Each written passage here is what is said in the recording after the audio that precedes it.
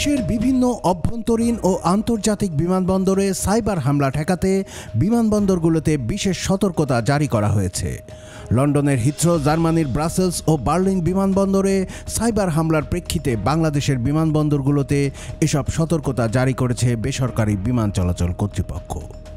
বেসামরিক বিমান চলাচল কর্তৃপক্ষের দেয়া একটি নির্দেশনাপত্র দেশের সব বিমানবন্দর প্রধান এবং সিভিল এভিয়েশনের ঊর্ধ্বতন কর্মকর্তাদের কাছে পাঠানো হয়েছে।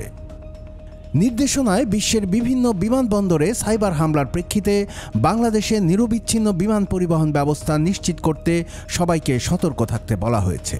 সাইবার সিকিউরিটি সংক্রান্ত কোনো সমস্যা দেখা দিলে তাৎক্ষণিকভাবে বেবিচকের cyber incident response team, IT বিভাগ এবং ন্যাশনাল সাইবার ইনসিডেন্ট রেসপন্স টিমকে অবহিত করতে হবে। নির্দেশনায় কর্মীদের দাপ্তরিক কাজে বেবিচকের নিজস্ব ইমেইল ডোমেইন ও শক্তিশালী পাসওয়ার্ড ব্যবহার করা, বিভিন্ন প্ল্যাটফর্মে পাসওয়ার্ড পুনরায় ব্যবহার থেকে বিরত থাকা এবং নিয়মিত পাসওয়ার্ড পরিবর্তন করা সহ গুরুত্বপূর্ণ তথ্য উপাত্তের নিয়মিত ব্যাকআপ রাখার নির্দেশনা দেওয়া হয়েছে।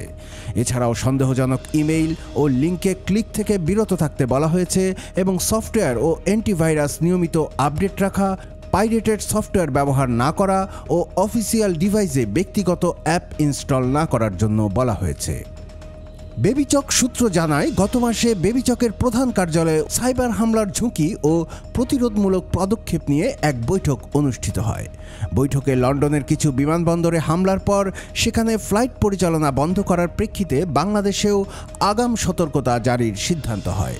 সে অনুযায়ী দেশের সব বিমানবন্দরে সাইবার সিকিউরিটি সংক্রান্ত বিশেষ সতর্কতা জারি করা হলো। কুমিল্লার কাগজ নিউজ ডেস্ক।